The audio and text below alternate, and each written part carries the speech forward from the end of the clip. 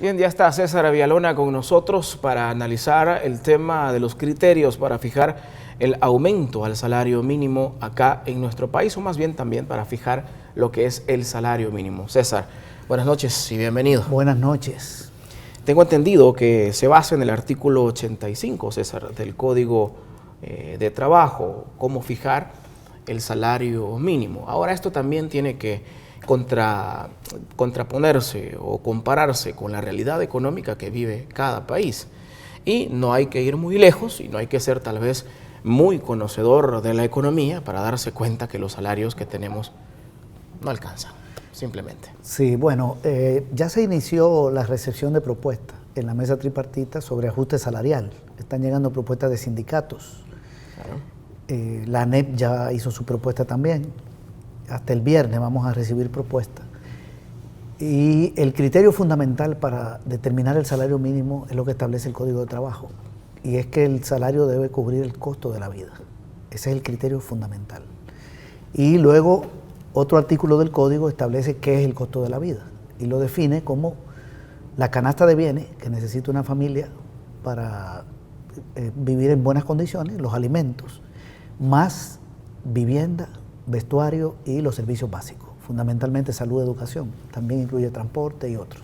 Eso lo llevamos $1.500. Bien, entonces, pero fíjate que esa canasta en el área rural, según la DIGESTI, la Dirección General de Estadística y Censo, que es la que hace los cálculos del Ministerio de Economía, está en $296 al mes.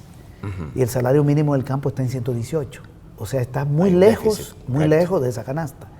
Y en el área urbana está en $406. Estos son datos hasta octubre. Y el mayor salario mínimo en el área urbana está en $251 con 70 centavos en comercio y servicio. Ni en la industria, 300. correcto, en la industria está en 246 y en las maquilas en 211, 210 con 90, 211 digamos. Es decir, que todos los salarios mínimos están muy lejos de lo que se llama la canasta familiar, que es el doble de la canasta de alimentos. O se le llama también canasta básica, que es la de alimentos ampliada, ¿verdad? Tú la multiplicas por 2, la canasta de alimentos, y te da la ampliada. Entonces necesitamos un ajuste salarial muy elevado, porque ese es el criterio fundamental y hay que tomarlo en cuenta. Porque por lo general... Sería lo ideal. Sí, porque por lo general los empresarios se basan en la inflación. Los empresarios de la ANE hablan de la inflación. Como el país tiene una inflación pequeña, entonces ellos justifican un aumento salarial pequeño, porque tenemos un país con tasa de inflación baja. Este año va en 0.3 hasta noviembre, pero ese no puede ser el criterio. El criterio fundamental es que sirva para cubrir la canasta, y es muy claro el Código de Trabajo. También la OIT establece basarse en el costo de la vida, y también habla de tomar en cuenta el empleo, que no vaya a tener un impacto en el empleo. Hay muchas variables, pero la fundamental es esta. Entonces, esperamos que las propuestas apunten por ahí. César, ahora la pregunta es, ¿el país tiene las condiciones económicas para hacerlo? Tal vez para llegar al salario mínimo ideal que ronda los $500, me atrevería a decir que no, o al menos de golpe.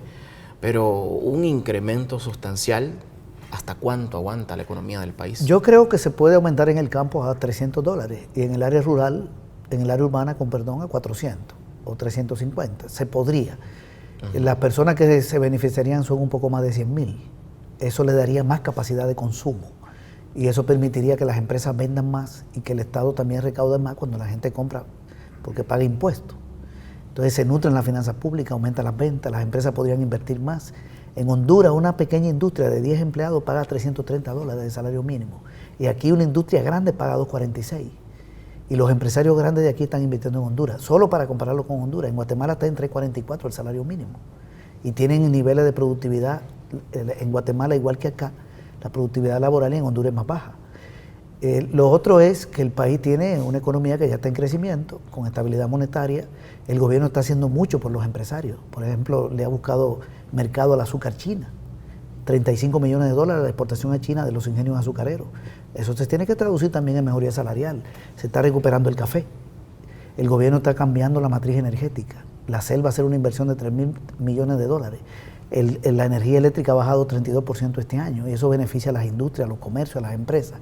El gobierno está invirtiendo en infraestructura que beneficia a la empresa privada, carreteras, reparación de cárcava, vienen las inversiones en el marco del Fondo de Yucatán, de México, la donación de la Unión Europea, el propio Fomilenio, toda una inversión en infraestructura de apoyo al sector privado y los salarios prácticamente por el suelo. Yo creo que los empresarios también tienen que poner de su parte, ¿verdad? Ellos tienen mayoría en la tripartita donde se decide, pero hay que dar una batalla ahí para que haya un buen ajuste. Y sobre todo también la población tiene que estar pendiente y también tiene que hacer su esfuerzo y realizar, ¿por qué no decirlo?, algún tipo de presión en caso de ver una negativa del sector privado de no querer hacer un aumento que es merecido para toda la fuerza laboral salvadoreña. César, gracias y feliz fin de semana de antemano. Nos vemos el lunes. Ok, perfecto.